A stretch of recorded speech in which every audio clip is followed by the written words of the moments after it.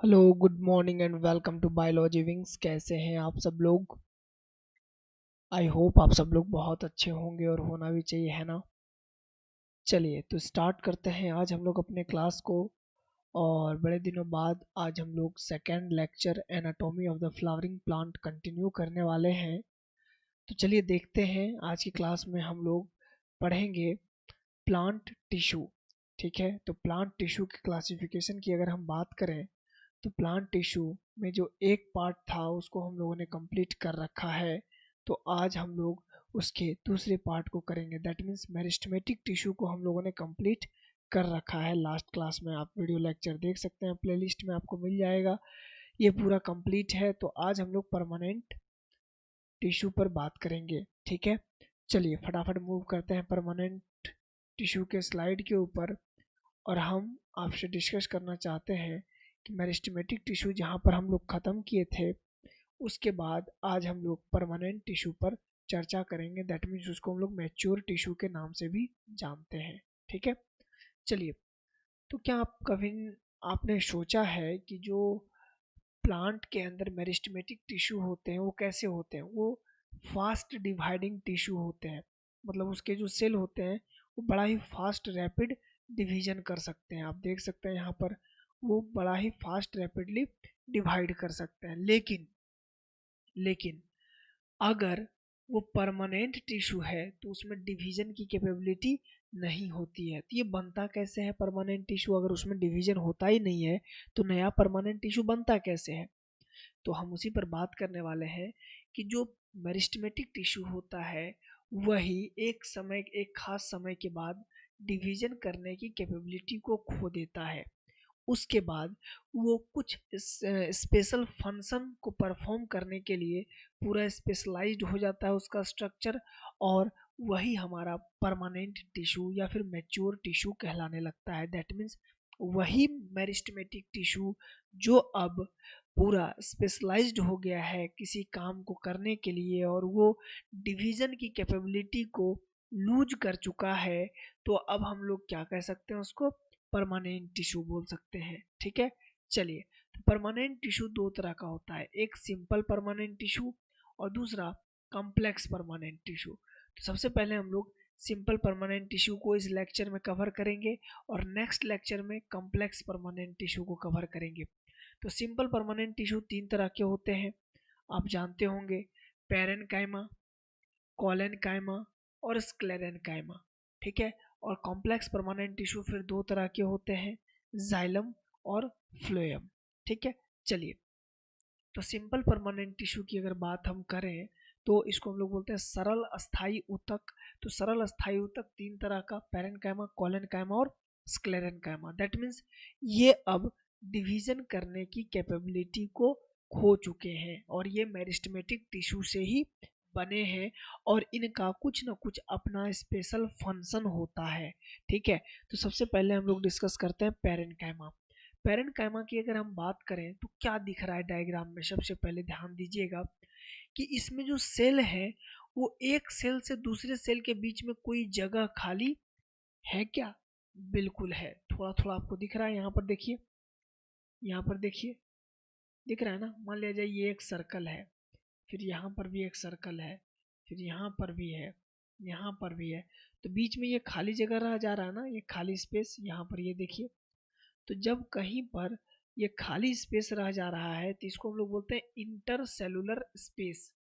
अब देखिए, इंटर और इंट्रा बहुत बार हम क्लास में बता चुके हैं।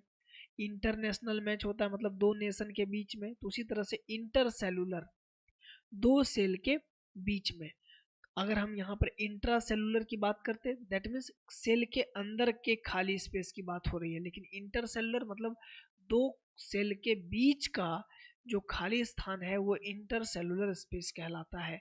तो परमानेंट टिश्यू के अंदर जो सिंपल परमानेंट टिश्यू है उसमें हम लोग पेरेन्काइमा को पढ़ रहे हैं और ये पेरेन्काइमा के सेल के बीच में इंटर सेलुलर स्पेस होते हैं। ठीक है, चलिए।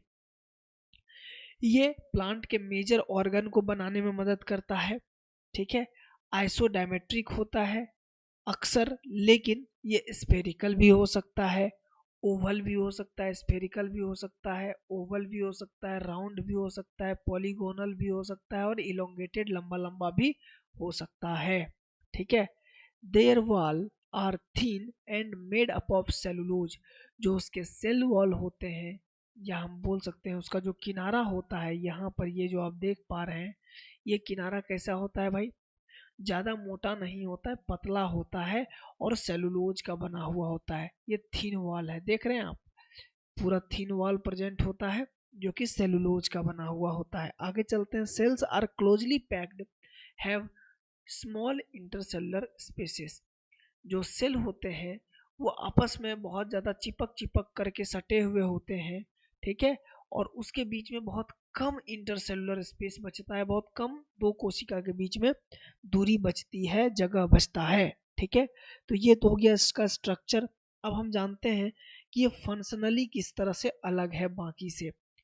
तो सबसे पहला बात कि जो भी पैरेनकाइमेटस टिश्यू होंगे, दैट मीन्स पैरेनकाइमा वाले सेल के जो टिश्यू होंगे, उसके पास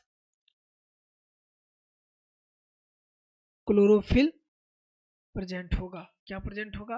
क्लोरोफिल 100% प्रेजेंट होगा। इसीलिए हम लोग बोलते हैं कि जो पैरेनकाइमा सेल है, पैरेनकाइमेटस टिश्यू है, ये पत्तियों में प्रेजेंट होता है, हरे हरे तनों में, स्टेम्स में प्रेजेंट होता है और ये फोटोसिंथेसिस करने का काम करता है। वहीं ये फूड स्टोरेज भी करता है और बहुत सारे चीज़ को सिक्रीट भी करता है। जैसे कि अब पत्ती है, जैसे कि आपने कच्चू या कंदा का पत्ते को देखा होगा या फिर लोटस के पत्ते को आप देखे होंगे, तो उस पर पानी जब आप डालिएगा तो वो पत्ता भीगेगा नहीं। दैट मीन्स उसके पत्ते के ऊपर कुछ तो है, तो वो क्यूटिकल वगैरह का कवरिंग होता है, वैक्स का कवरिंग होता है, जो कि पानी को उस पर लगने से बचाता है। तो वो सब सिक्रीट कहाँ से होता है? तो इसी पैरेनकाइमेटस टिश्यू उन चीज़ों को सिक्रीट भी करने का काम करता है।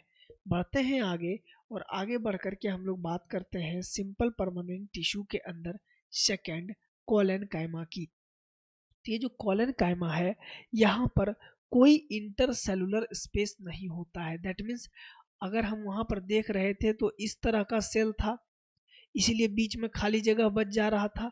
लेकिन यहाँ पर क्या है कि अगर कोई सेल ऐसा है तो जस्ट यहीं से कोई दूसरा सेल होगा, यहीं से कोई तीसरा सेल होगा, यहीं से कोई चौथा सेल होगा। तो इस कंडीशन में क्या होता है कि कोई कहीं से भी खाली जगह छोड़ने वाला नहीं होता है, बिल्कुल भरा हुआ होता है हर तरफ से। तो यहाँ पर सबसे पहला पॉइंट क्या रखेंगे याद? No intercellular space, first second. कि इसका जो वॉल होता है वो थोड़ा क्या होता है, थिक होता है, मोटा होता है। वहां पर क्या था? थिन था। आप देख सकते हैं थिक वॉल होता है। इसके अंदर क्या होता है, एक बड़ा बड़ा खाली खाली सा स्पेस होता है, जिसको हम लोग वैक्यूल्स बोलते हैं। तो इसके टिश्यू के सेल में बड़े बड़े वैक्यूल्स नजर आते हैं। उसी में आपको प्रोटोप्लाज्म नजर आता है। ठीक है। प्रोटोप्लाज्म के ऊपर आपको थिक कॉर्नर्स, मोटे मोटे कोने दिखते हैं। यहाँ पर आप देख सकते हैं, जैसे कि ये हो गया आपका मोटा सा कोना। तो ये सभी चीज़ें इसमें दिखाई देती है और ऐसे सेल को हम लोग कोलेनकाइमा सेल बोलते हैं। और ये जस्ट इपीडर्मिस के अंदर होता है। दैट मीन्स मान लिया जाए किसी भी प्लांट को जब आप काटेंगे तो सबसे ऊपर का चमड़ी दिखता है। ठीक है। उसको हम लोग बोलते हैं इपीडर्मिस। इपीडर्मिस, डर्म मतलब होता है चमड़ी, ईपी मतलब ऊपर। ये इपीडर्मिस के जस्ट निचले लेयर में प्रेजेंट होता है डाइकॉट प्लांट में। ठीक है। एंजियोस्पर्मिक प्लांट कितने होते हैं? दो होते हैं, मोनोकॉट्स एंड डाइकॉट्स। एक दल वाले वृक्ष पौधे और दो दल वाले पौधे, ये डाइकॉट्स में प्रेजेंट होता है। It is found as a homogeneous layer और पैचेज। ये एकदम क्या होता है, बराबरी से एक तरफ से चलते जाता है होमोजीनियसली। देखते हैं कहीं पर कोई जैसे तैसे अरेंजमेंट नहीं है, ये एक पैटर्न में, होमोजीनियस पैटर्न में ये अरेंजमेंट इसका होता है। It consist of cell with much thickened corners due to deposition of cellulose, hemicellulose and pectin. मतलब इसका जो सेल वॉल है वो इतना मोटा मोटा थिक क्यों हो जाता है? क्योंकि इसके कोने कोने पर क्या होता है, डिपोजिट कर जाता है सेलुलोज, हेमीसोल्यूलोज और पैक्टिन। ठीक है। ये तीनों क्या होता है, डिकम वहाँ पर जाकर के डिपोजिट हो जाता है। नेक्स्ट, इंटरसेलुलर स्पेस अब्सेंट, मतलब दो कोशिका के बीच में जो खाली स्पेस था प्रेजेंट पैरेन्काइमा के केस में, वो यहाँ पर क्या है, अब्सेंट है। ठीक है, वो नो इंटरसेलुलर स्पेस, कोई इंटरसेलुलर स्पेस प्रेजेंट नहीं है।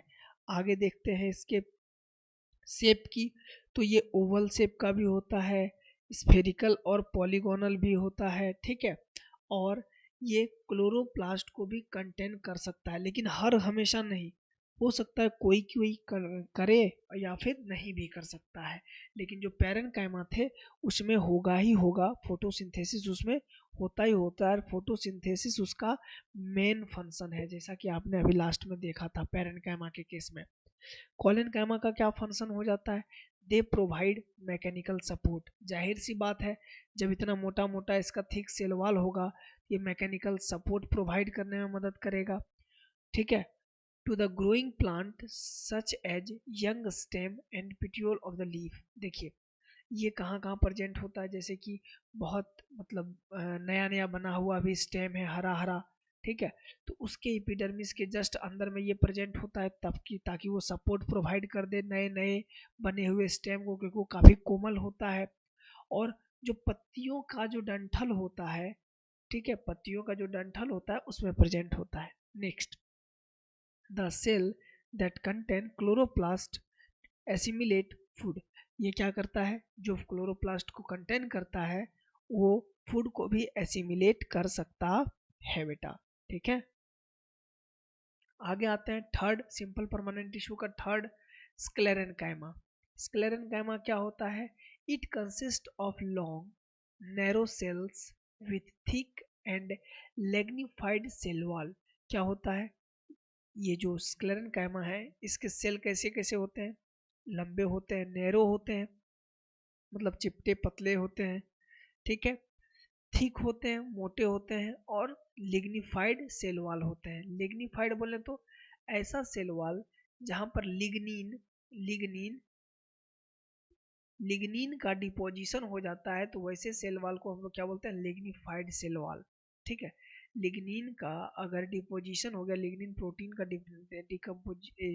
डिपोजिशन हो गया, डिपोजिट कर गया, जमा हो गया, तो उसको क्या बोलते हैं, लिग्निफाइड सेल वॉल बोलते हैं।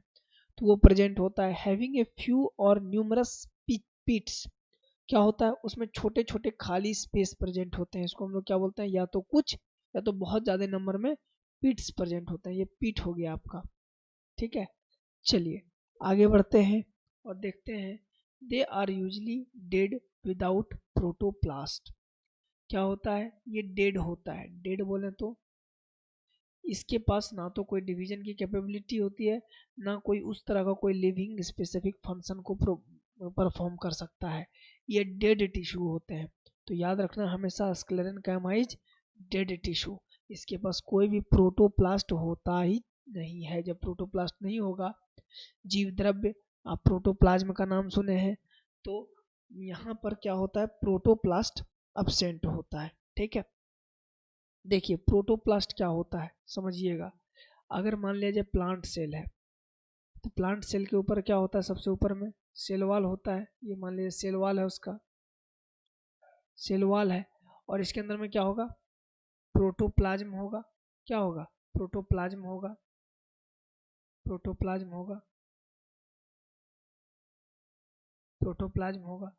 तो जो प्रोटोप्लाज्म, मतलब प्रोटोप्लाज्म बोले तो साइटोप्लाज्म प्लस न्यूक्लियोप्लाज्म, तो वैसा प्रोटोप्लाज्म जो कि इस सेल वॉल के अंदर है, रिमूव करने के बाद जो उसमें प्रोटोप्लाज्म बचता है, उसी को अब हम लोग क्या बोलने लगते हैं, प्रोटोप्लास्ट बोलने लगते हैं। ठीक है, चलिए, तो based on the form structure and origin development, sclerenchyma are of two types, कि इस कैसा है, कैसा संरचना है, किस चीज़ का ओरिजिन है इसका, कैसे ये डेवलप करता है, इन सभी चीज़ को देखते हुए जो स्क्लेरेनकाइमा होते हैं वो दो तरह के होते हैं। कौन कौन, fibrous and स्क्लेरिड्स।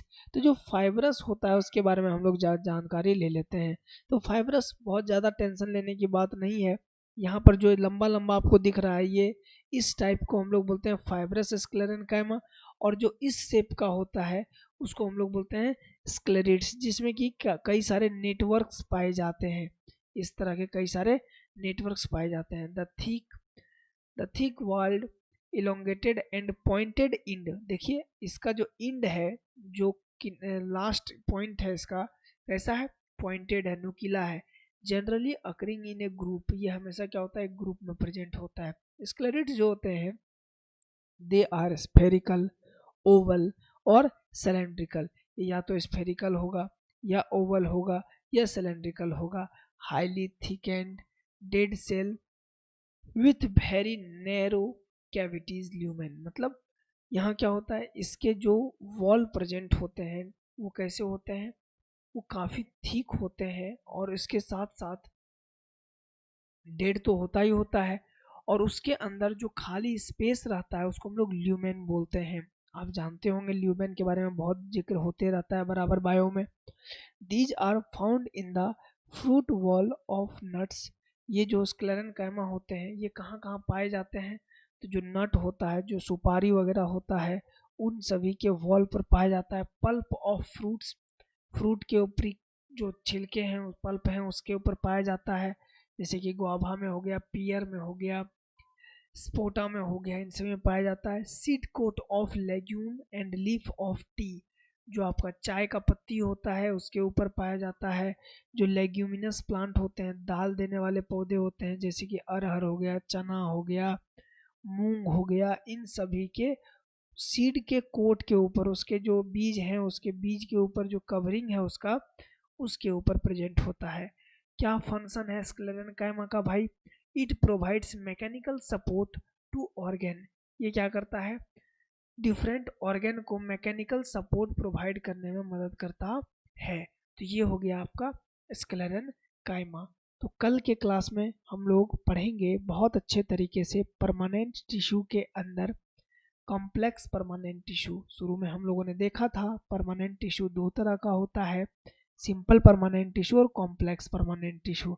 Simple permanent tissue में पैरेनकाइमा, कॉलेनकाइमा और स्क्लेरेनकाइमा तीनों कहाँ होता है, कैसा होता है, क्या स्ट्रक्चर है उसके सेल का, क्या फंक्शन है उसका, हर चीज़ हम लोगों ने देख लिया है। अब हम लोग कॉम्प्लेक्स परमानेंट टिश्यू को देखेंगे हम लोग, जो कि जाइलम और फ्लोएम है। ये भी पढ़ना बहुत ज़्यादा ज़रूरी है। मिलते हैं नेक्स्ट क्लास में, तब तक के लिए अपना ख्याल रखिए, माँ बाप का ख्याल रखिए। जय हिंद, बी नेचुरल, बाय।